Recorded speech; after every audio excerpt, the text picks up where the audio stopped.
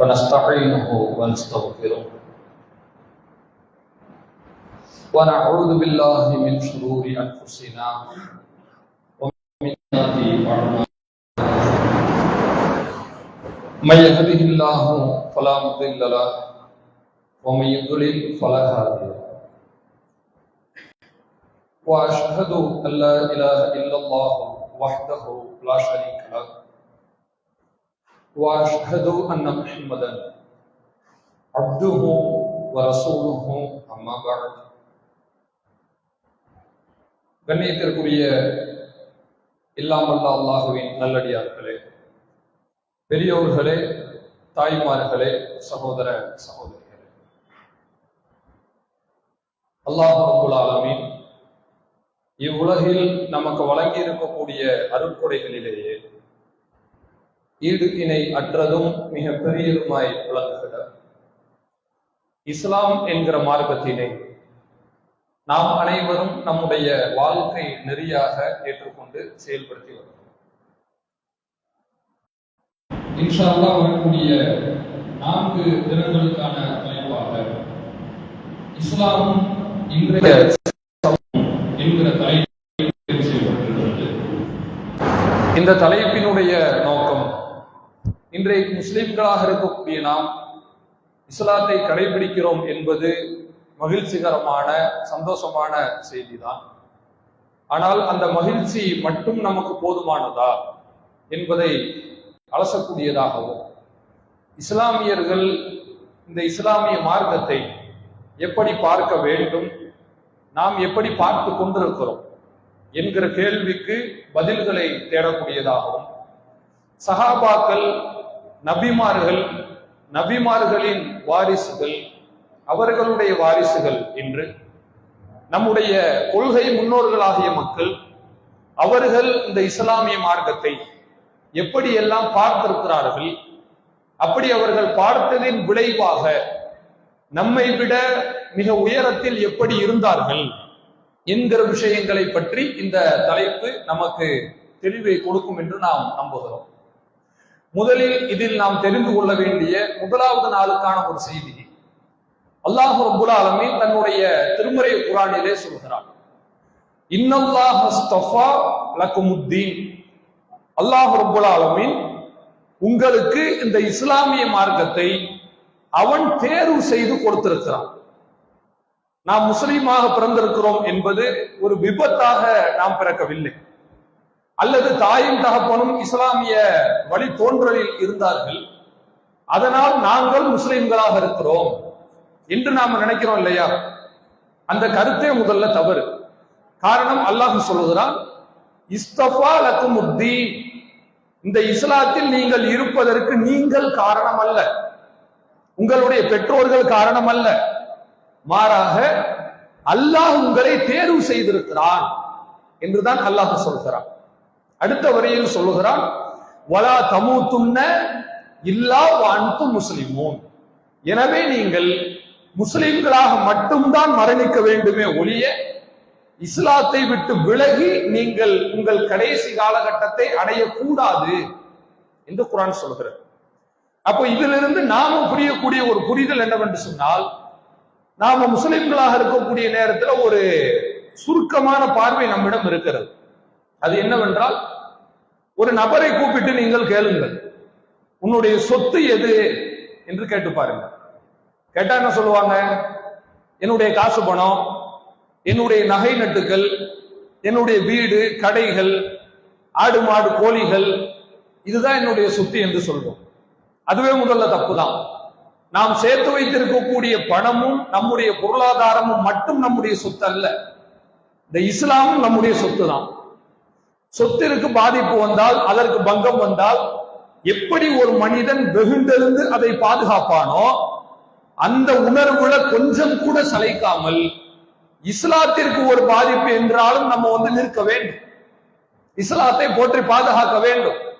எந்த ஒரு மனிதன் இஸ்லாமிய மார்க்கத்துல பொறுப்போக்காக இருக்கிறானோ, மார்க்கத்தினுடைய பயான்களில், மார்க்கத்தினுடைய உபதேசங்களில் அலட்சிய போக்கோடு இது நமக்கு தேவை கிடையாது, மார்க்கத்தை சொல்வது அது யாருக்கோ வந்த விருந்து, நாம எதுக்கு அதுல கலந்து கொள்ள வேண்டும் என்று நாம் நினைத்தால் நமக்கு நாமே மிகப்பெரிய குழியை தோண்டிக் கொள்கிறோம் என்றுதான் அதற்கு பொருள்.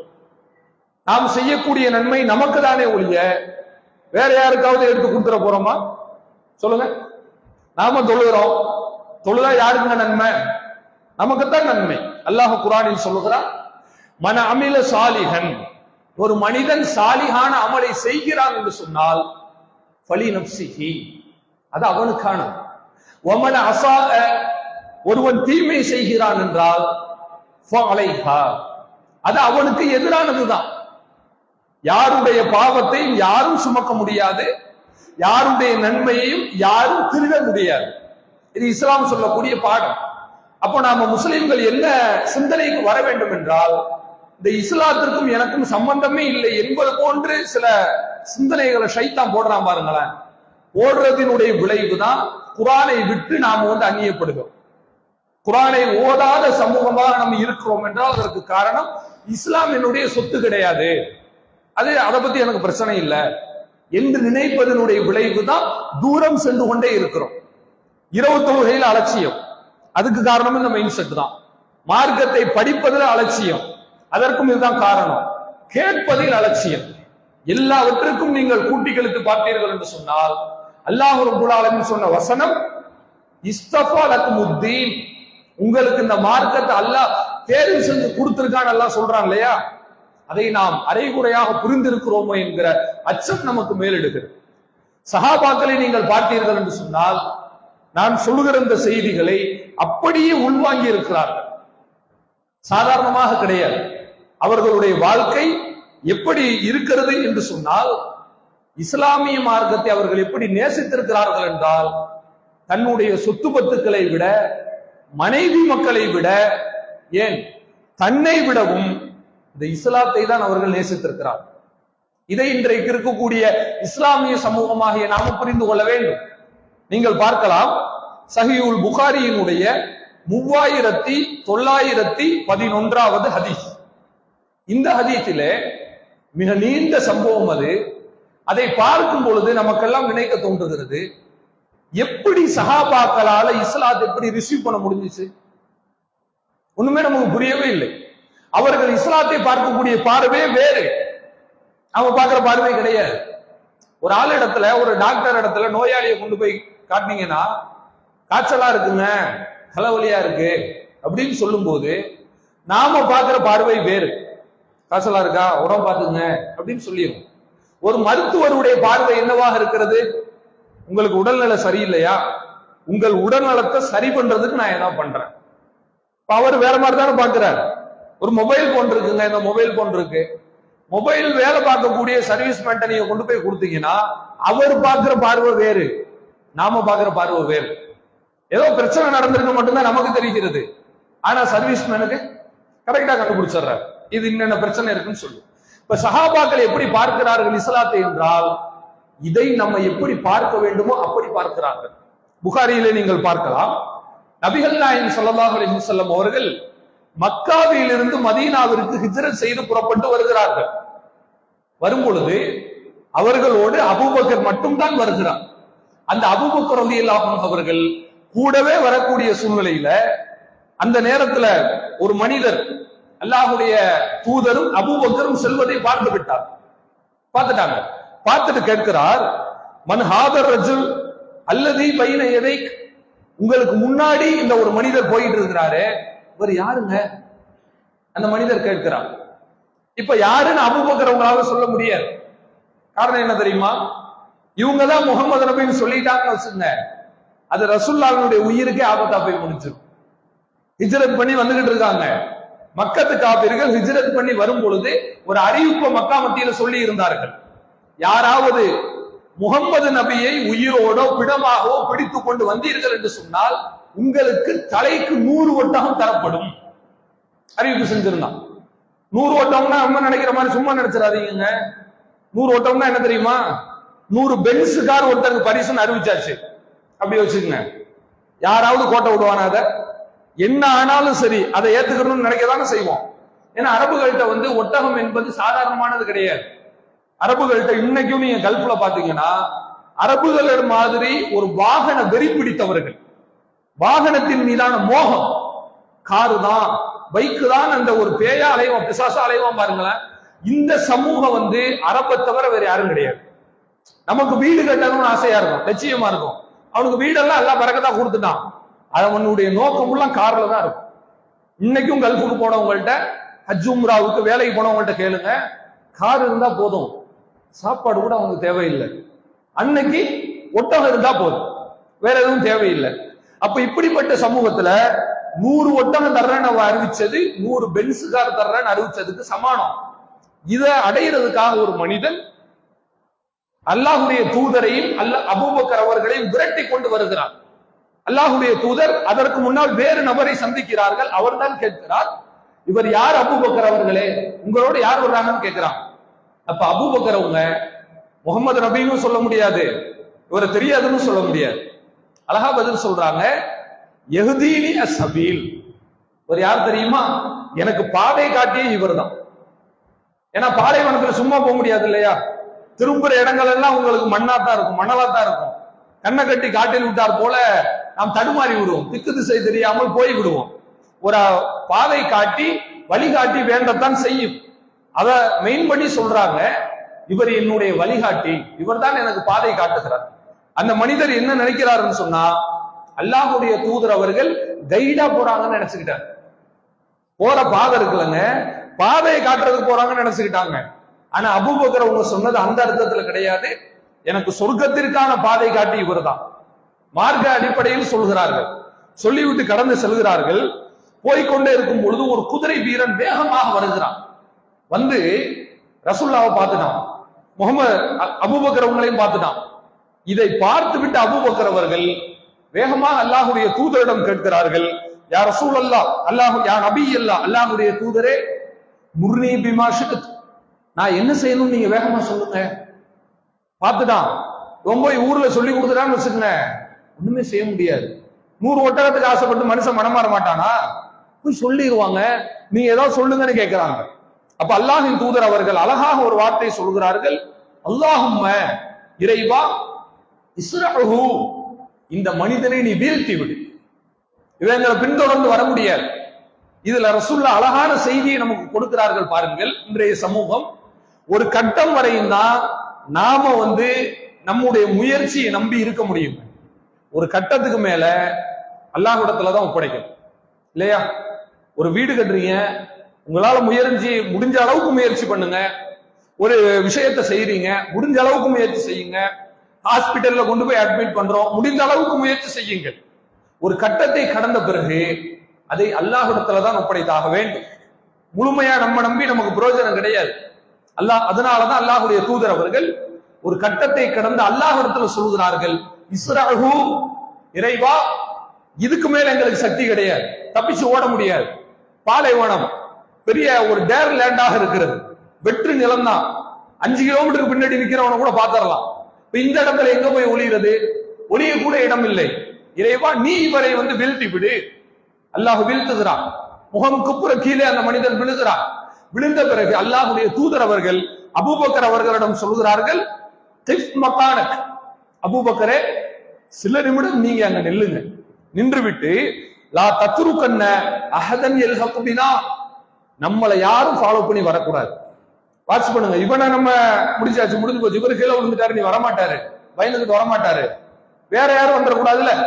அதுக்காக அல்லாஹுடைய தூதர் அவர்கள் நீங்க இதை நல்லா கவனிச்சுங்கன்னு சொல்லி காட்டுறாங்க. பிறகு யாரும் வரவில்லை என்று தெரிந்த பிறகு அபூபக்கர் ரலியல்லாஹு அன்ஹு அவர்கள் அல்லாஹுடைய தூதரோடு வருகிறார்கள். அவ்வளன் நஹார் ஜாஹிதன் அலா நபியில்லாஹ், வாசகத்தை கவனியுங்கள். பகல் நேரத்திலே அல்லாஹுடைய தூதருக்கான ஒரு போராளியாக அபூபக்கர் இருக்கிறார். பகல் நேரத்துல இவங்களுக்கு பின்னாடி வரக்கூடிய பாதுகாப்பு அரணே அபூபக்கர் தான். கான ஆசிரன் நஹார், இரவு நேரத்திலே மஸ்லஹத்தன் லஹு, அல்லாஹுடைய தூதருக்கான ஆயுதமாக இவர் தான் இருக்கிறார். தூங்கும்போது பாத்துக்கணும் இல்லையா, யாராவது வந்து ஏதாவது பண்ணிட்டா என்ன பண்றது, இவங்கதான் கைடு. இன்னைக்கு இருக்கிற மாதிரி இசட் பிரிவு பாதுகாப்பு அதெல்லாம் எனக்கு கிடையாது. இசட்டும் அபூபக்கர் தான், இசட் பிளஸும் அபூபக்கர் தான், ஒய்யும் அபூபக்கர் தான், எஸ்கார்ட்ல இருந்து எல்லாமே அபூபக்கர் தான். அல்லாஹ் உங்க கையில ஒப்படைச்சுட்டான், நீங்க தானே அவங்கள வந்து நியமிச்சுட்டான், முடிஞ்சு போச்சு. இப்ப தூக்கத்தை நம்ம பொருட்படுத்த முடியுமா? தூங்கிட்டா கோட்டை விட்டுருவோம் தானே. பகல்ல பாதுகாக்கிறாங்க, இரவுல பாதுகாப்பு கேடயமாக இருக்கிறார்கள். இது ஆச்சரியத்தினுடைய உச்சம். இந்த மாதிரி உலகத்திலேயே எந்த ஒரு தலைவனுக்கும் தொண்டன் அமைந்ததே கிடையாது. உலகத்திலேயே யார வேணாலும் எடுத்து பாருங்க. அபூபக்கர் அவர்கள் அல்லாஹ்வுடைய தூதருக்கு கிடைத்தது போல வேறு எந்த மனிதனுக்கும் ஒரு மனிதன் வாய்ப்பு இருக்கிறான். யாராவது இருக்கிறாங்களா? அப்படி யாருமே கிடையாது. அதாவது நம்ம ரசூலுல்லாஹ்க்காக உயிரை கொடுங்கன்னு சொன்னா கொடுத்துதான் ஆகணும், வேற வழி கிடையாது. ஒரு முஸ்லிமா ஒருத்தன் இருக்கிறான், தண்ணியில அடிச்சுட்டு போறான், ஒரு பையனோ யாரோட அடிச்சுட்டு போறாரு, போய் காப்பாத்துப்பான்னு சொல்றாங்க, பயந்துகிட்டு நிக்கிறான், போக மாட்டேன்றான். இது தப்பு கிடையாது, ஏன்னா மனிதன் தானே, பயப்படுவான், இயல்பு, மார்க் அடிப்படையில் குற்றம் இல்லை. இதே அந்த தண்ணியில அல்லாஹ்வுடைய தூதர் அடிச்சுட்டு போறாங்கன்னு வச்சுங்க, உயிரை கொடுத்துதான் ஆகணும், காப்பாத்திதான் ஆகணும். இவன் நான் பயமா இருக்குன்னு நின்னான்னு சொன்னா முஸ்லிமா இருக்கிறதுக்கே லாய்க்கலன்னு அர்த்தம். அப்ப யோசிச்சு பார்க்கணும், அல்லாஹ்வுடைய தூதரை நாம காப்பாற்ற வேண்டும் என்பதற்கு உயிரை கொடுத்துதான் ஆக வேண்டும் என்று மார்க்கம் நமக்கு சொல்கிறது. இப்படிப்பட்ட அழகான ஒரு சஹாபி தான் அபூபக்கர் அவர்கள். அவர்களை பாதுகாக்கக்கூடிய பாதுகாப்பு கேடயமாக இருக்கிறார். இப்படி இருந்த அபூபக்கர் அவர்கள் மதீனாவிற்கு அருகாமையிலே வந்து விடுகிறார்கள். ஹர்ரா என்கிற பகுதிக்கு வருகிறார்கள். அன்சாரிகளை நோக்கி தூதுக்கு ஆள் அனுப்பிட்டாங்க. அன்சாரிகள் வந்து விட்டார்கள். வந்து அன்சாரிகள் நபி ஸல்லல்லாஹு அலைஹி வஸல்லம் அல்லாஹ்வுடைய தூதரிடம் வருகிறார்கள். ஸல்லமு அலைஹிமா, அல்லாஹ்வுடைய தூதருக்கும் அபூபக்கருக்கும் முதலில் சலாத்தை சொல்கிறார்கள். எப்படி சலாம் சொல்ற தெரியும் நம்ம கேட்க வேண்டிய அவசியம் இல்லை. இன்னும் ரசூலுல்லாஹ்வே மக்காவுக்குள்ள மதீனாவுக்குள்ள வரல. மதீனாவிற்குள் இஸ்லாம் வருவதற்கு முன்னதாகவே மதீனத்து மக்கள் இஸ்லாத்திற்குள் வந்து விட்டார்கள். இதான் உண்மை. அல்லாஹ்வுடைய தூதர் ஸல்லல்லாஹு அலைஹி வஸல்லம் அவர்கள் நபியாக அவர்கள் நியமிக்கப்பட்டு 13 வருஷம் கழிச்சுதான் மதீனாக்கு வர்றாங்க. ஆனா நபியா நியமிக்கப்பட்டு 11வது வருஷத்திலேயே அன்சாரி தோழர்கள் முதலாவது அக்கபா உடன்படிக்கைக்கு வந்து விட்டார்கள். இஸ்லாம் மதீனாவுக்குள்ள வர்றதுக்கு 2 வருஷத்துக்கு முன்னாடியே இவங்க இஸ்லாம் ஆயிட்டாங்க, இஸ்லாத்துக்குள்ள வந்துட்டாங்க. அதனால சலாம் எல்லாம் உங்களுக்கு தெரியும். வந்து சலாம் சொல்லுகிறார்கள். பிறகு அல்லாஹ்வுடைய தூதரிடம் சிறிய அளவுல பேசுகிறார்கள். பேசிவிட்டு அவர்கள் சொல்லுகிறார்கள், இருக்கபா, நீங்க 2 பேரும் போங்க, ஆமினீன், பயம் இல்லாம போங்க, முத்தாயின், அல்லாஹுக்கு கட்டுப்பட்ட நிலையில போங்க, எந்த பயமும் இல்லை. ஒரு ஆள் விரட்டி பார்த்து அபூபக்கர் பயந்தாங்க இல்லையா, அதெல்லாம் தாண்டியாச்சு. எங்க ஏரியாக்குள்ள எங்க பகுதிக்குள்ள வந்துட்டீங்க, உங்களை ஒரு மனிதன் இனிமேல் தொட வேண்டும் என்று சொன்னால் எங்களை தாண்ட வேண்டும், எங்களை தாண்டி தான் உங்கள்ட்ட வரணும், நாங்க பாதுகாப்பு அரணா சேஃப்டி லேயர் அடிக்கிறோம்னு சொல்லி அழகான ஒரு உத்தரவாதத்தை அன்சாரி தோழர்கள் கொடுப்பதை நாம் பார்க்கிறோம். பிறகு அபூபக்கர் அவர்களும் அல்லாஹ்வுடைய தூதரும் செல்கிறார்கள். சென்று அன்சாரி தோழர்கள் எப்படி இஸ்லாத்தையும் இஸ்லாத்தினுடைய அத்தாரிட்டியாக விளங்குகிற அல்லாஹ்வுடைய தூதரையும் பார்த்திருக்கிறார்கள் என்பது நமக்கெல்லாம் ஒரு பாடம். இன்னைக்கு நாம எப்படி இஸ்லாத்தை பார்க்கிறோம், இவங்க எப்படி இஸ்லாத்தை பார்த்தாங்க? அதாவது ஒரு மனிதன் கையிலே முத்தை எடுத்துக்கொண்டு செல்கிறான், அது முத்து என்றே தெரியாமல் செல்கிறான் என்றால் இவனை விட ஒரு நஷ்டவாளி உலகத்துல யாருமே கிடையாது. முத்துக்கு முத்தினுடைய மதிப்பு தெரியாது என்று சொல்வது போல முஸ்லிம்களுக்கு இஸ்லாத்தினுடைய மதிப்பு இன்னும் புரியவில்லை என்றுதான் நமக்கு நினைக்க தோன்றுது. நமக்கெல்லாம் கவலையாக இருக்கிறது, நாமே ஏன் இப்படி இருக்கிறோம்? சஹாபாக்கள் இஸ்லாத்திற்காக உச்சகட்ட தியாகங்களை எல்லாம் செய்தார்கள். தியாகம் செய்வதை விடுங்கள், இஸ்லாத்தின் மீது ஈடுபாடாக இருந்தார்கள். ஆனால் இன்றைக்கு இருக்கிற சமூகம் இஸ்லாத்தை ஏதோ ஒரு சாதாரண ஒரு பொருள் போல, அற்ப பொருள் போல நினைக்கிறோம் என்று சொன்னால் நம்மை விட ஏமாளிகள் உலகத்துல யாராவது இருப்பார்களா? யோசிச்சு பாருங்க. சஹாபாக்கள் அல்லாஹ்வுடைய தூதர் அவர்கள் மதீனாவிற்குள்ள வருகிறார்கள் என்று தெரிந்தவுடனே அவர்கள் என்ன செய்கிறார்கள் தெரியுமா? மதீனா, மதீனா முழுவதும் பேச்சு ஒன்றே ஒன்றுதான், ஜா நபியுல்லாஹி ஸல்லல்லாஹு அலைஹி வஸல்லம், இதோ அல்லாஹ்வுடைய தூதர் வந்து விட்டார், ஜா நபியுல்லாஹ், அல்லாஹ்வுடைய தூதர் வந்து விட்டார். இந்த பேச்சு தான் ஓடுகிறது. மக்கள் உயரமான பகுதியிலே ஏறி நின்று பார்க்கிறார்கள். ஹதீஸிலே அப்படியே வருகிறது, உயரமாக ஏறுகிறார்கள். யந்துரூன், எதிர்பார்த்து கொண்டே இருக்கிறார்கள். எப்படி ஒரு மனிதன் தான் எந்த திசையில் செல்வது என்று தெரியாமல் திகைத்துக் கொண்டிருக்கும் பொழுது, ஒரு கடலிலே பயணம் செய்த ஒரு பிரயாணி, ஒரு மாலுமி திடீரென்று படகோடு அடித்து சென்று ஒரு தீவுல போய் மாட்டிக்கொண்டான் என்று வைத்துக் கொள்ளுங்கள்.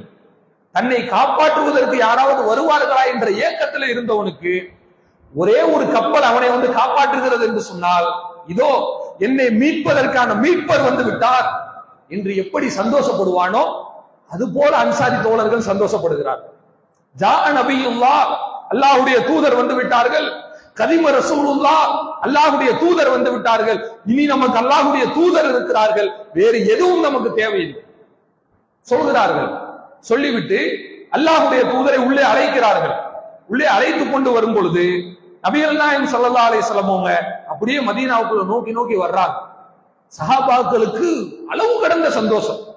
அப்படியே சொல்லுகிறார், ஹதீஸை அறிவிக்கக்கூடிய அறிவிப்பாளர் சொல்கிறார், ஃபரிஹு, கடுமையான சந்தோஷப்பட்டார்கள். ஒரு 10th எக்ஸாம் எழுதின ஒரு பையன் 10th சென்டம் எடுத்துறான்னு சொன்னா எவ்வளவு சந்தோஷமா இருக்கும்? வேற எதுவுமே அவன் கண்ணு முன்னாடி வராது இல்லையா? ஒரு கஷ்டப்பட்டு குறிஞ்சி சேர்க்கிற மாதிரி சேர்த்து ஒரு ஆள் வீட்டை கட்டிட்டான்னு வச்சுக்கோங்க, வேற ஏதாவது அவர் கண்ணு முன்னாடி நிக்குமா? நம்ம வாழ்க்கையில செட்டில்ட் ஆயிட்டோம், இதுக்கு மேல நமக்கு எதுவும் தேவையில்லை. புதிதாக தொழில் தொடங்கக்கூடிய ஒரு மனிதன் ஜெயிச்சிருவோமா தோத்துருவோமா பயந்துட்டே இருக்கும் பொழுது போதும் போதும் சொல்ற அளவுக்கு வியாபாரம் வந்துருச்சுன்னு வச்சுக்கோங்க, வேற எதையாவது நினைச்சு பயப்படுவானா? வேற எதையாவது அவன் வந்து நினைப்பானா? முடிஞ்சு போச்சுன்னு நினைச்சிட மாட்டான். நம்மளுடைய வாழ்நாள் லட்சியத்தை அடைந்து விட்டோம் என்கிற ஒரு ஆத்ம திருப்திக்கு அவன் ஆளாகி விடுவான். அந்த நிலையில தான் சஹாபாக்கள் இருக்கிறான். ஏதோ ஒரு கோடி ரூபாய் கிடைப்பது போல அவர்கள் சந்தோஷப்படுகிறார்கள். அல்லாஹ்வுடைய தூதர் வருகிறார்கள். அபு அய்யூப் என்கிற சஹாபி, அந்த சஹாபியினுடைய வீட்டிற்குள்ளாக வருகிறார்கள். அவர் அழைக்கிறார், ஐ ரசூலல்லாஹ், அல்லாஹ்வுடைய தூதரே, யா நபியல்லாஹ், ஹாதிஹி தாரி, இது என்னுடைய வீடு, தாராளமா நீங்க உள்ள வாங்க என்று அவர் சொல்லுகிறார். அப்ப அல்லாஹ்வுடைய தூதர் சொல்கிறார்கள், ஃபந்தலிக், போங்க, ஃபஹய்யிலனா மகீலா, தங்குறதுக்கு ஒரு இடத்தை மட்டும் ஏற்பாடு பண்ணுங்க. ஏன்னா டயர்டா வந்திருக்காங்கல்ல. அதாவது மக்கால இருந்து மதீனான்றது உம்ராவுக்கு போனவங்களுக்கு தெரியும், ஏறத்தாழ 450 கிலோமீட்டருக்கு மேல. இங்கிருந்து சென்னை தூரம். சென்னை தூரம் கால்நடையா நடந்து பாலைவனத்துல சாப்பாடு இல்லாம தண்ணி இல்லாம உயிருக்கு பயந்து ஒரு மனுஷன் வந்து சேர்றாருன்னு வச்சுங்களேன், எவ்வளவு கஷ்டத்துல வந்திருப்பாரு யோசிச்சு பாருங்க. அதாவது நம்ம உயிரோட போகமான்ற சந்தேகம் தானே. அவ்வளவு தூரத்தில் அல்லாஹ்வினுடைய உத்தரவாதத்தை மட்டும் நம்பி அவங்க மதீனாக்கு வந்து சேர்றாங்க. முதல்ல கொஞ்சம் ஒரு தங்குறதுக்கு ஏற்பாடு பண்ணுங்களேன் என்று அல்லாஹ்வுடைய தூதர் சொல்கிறார்கள். அபு அய்யூபும் ஏற்பாடு செய்கிறார். இதை அப்துல்லாஹ் பின் சலாம் என்கிற சஹாபி அவர் கேட்டுக்கொண்டிருக்கிறார். அவருக்கு செய்தி வந்து விட்டது, அவர் மதீனா வாசிதான். ஆனால் அவர் அல்லாஹ்வுடைய தூதரின் அந்த சபையில இல்லை, தன்னுடைய பேரிச்சம் தோட்டத்துல பேரித்தங்காய்களை பறித்துக் கொண்டிருக்கிறார். செய்தி கிடைச்சிருச்சு அவருக்கு. வேகமா வர்றார். வந்து அவர் அல்லாஹ்வுடைய தூதரின் அந்த முகத்தை பார்க்கிறார். பார்த்து விட்டு அவர் சொல்லி காட்டுகிறார், பாருங்கள், இதுதான் ஒரு முஸ்லீம் இஸ்லாத்தை எப்படி ஏற்க வேண்டும், எப்படி பார்க்க வேண்டும் என்பதற்கான அளவுகோல். அவர் சொல்லுகிறார், நான் முகமது நபியினுடைய முகத்தை பார்த்தேன், லைசபி வஜிஹின் கத்தாப், அது ஒரு பொய் சொல்லக்கூடியவரின் முகம் கிடையாது. முகத்தை பார்த்தாலே தெரியும் இல்லைங்க, என்ன எந்த நோக்கத்துல இவர் வர்றாரு, எதுக்கு வர்றாருன்னு சொல்லி ஃபேஸ் ரீடிங் பண்றது சில ஆட்களுக்கு அது கை வந்த கலை. எல்லா வேலையும் முடியாது, சில ஆட்களுக்கு முடியும். இப்ப இவர் என்ன செய்யறார் தெரியுமா? முகத்திலேயே படித்து விடுகிறார். இவர் பொய்யர் கிடையாது, உண்மையை தான் சொல்லுகிறார். அப்படி பார்த்து விட்டு நபிகள் நாயகம் ஸல்லல்லாஹு அலைஹி வஸல்லம் அவர்களிடம் போய் பேசுகிறார். பாருங்கள், வ அன்னக ஜித்த பிஹக், முகமது நபி அவர்களே, நீங்கள் சத்தியத்தை தான் கொண்டு வந்திருக்கிறீர்கள் அப்படி சொல்றார்.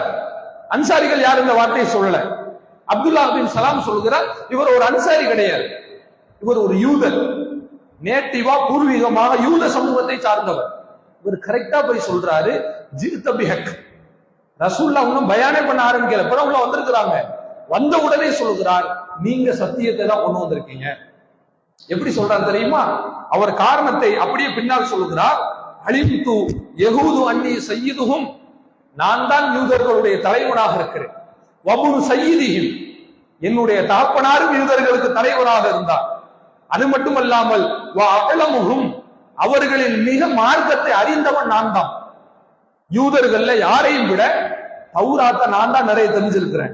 வபுனு அஅலமிஹிம், என்னுடைய தகப்பனாரும் தௌராத்தை கற்று அறிந்தவர் தான். ஃபதஹும், நீங்க அவர்களை அழையுங்கள்.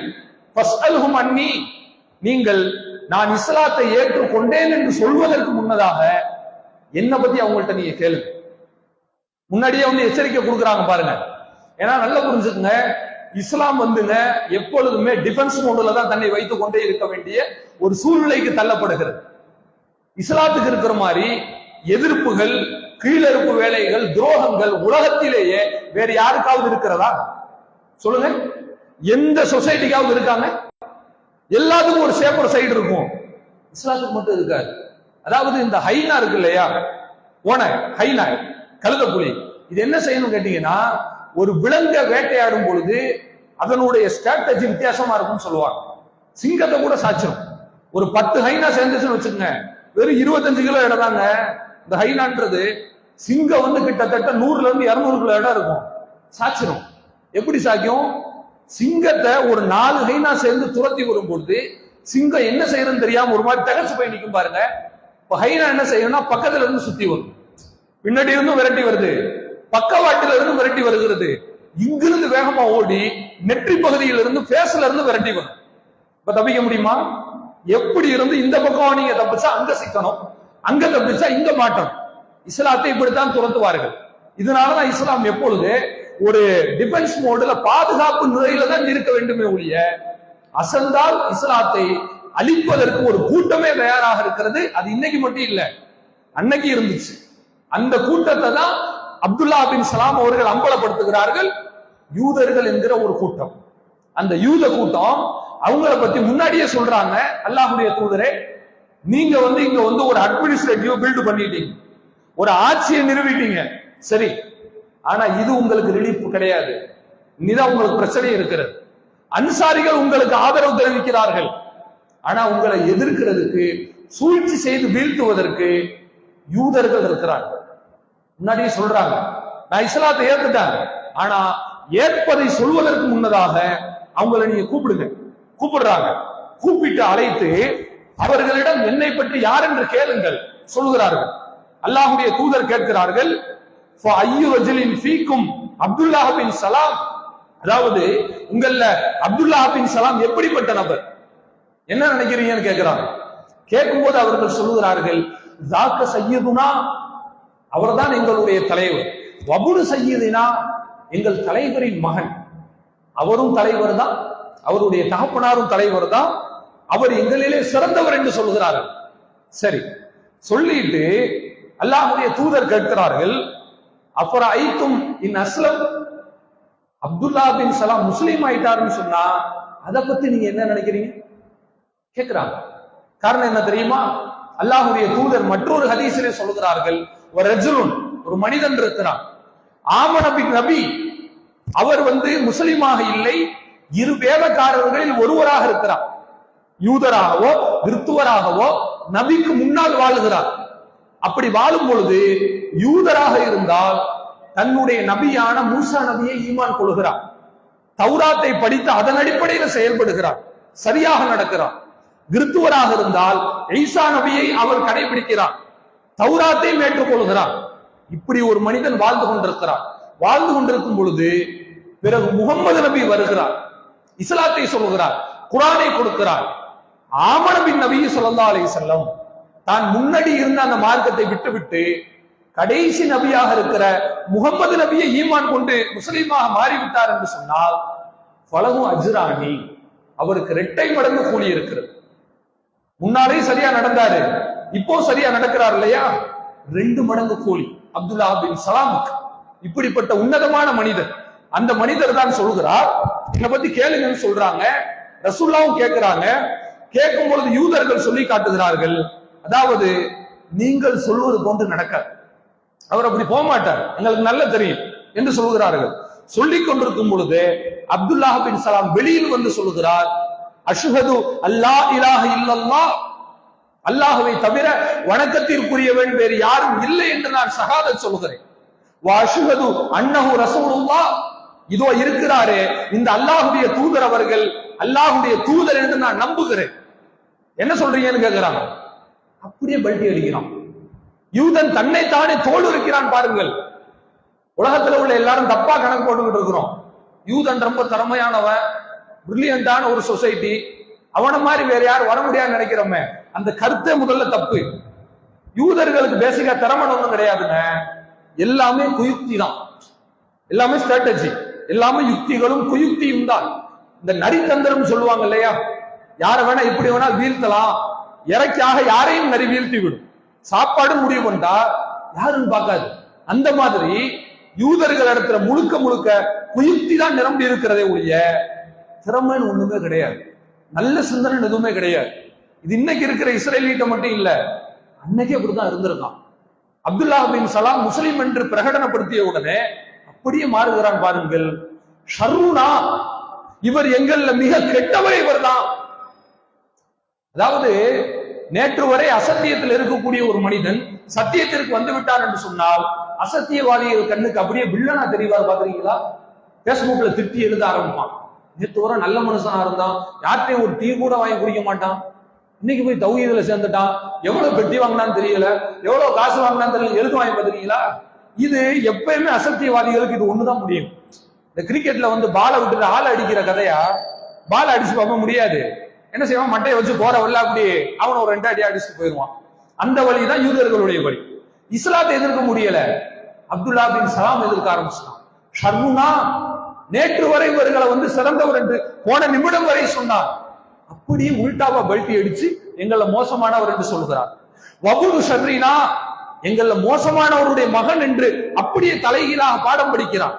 அப்பதான் அல்லாஹுடைய தூதர் இடத்துல அப்துல்லா பின் சலாம் சொல்லுகிறார், யா ரசூலல்லாஹ், அல்லாஹுடைய தூதரே, நான் சொன்னா இல்லையா, இவங்க சொல்லாதீங்கன்னு சொன்னேன்ல, இதுக்குதான்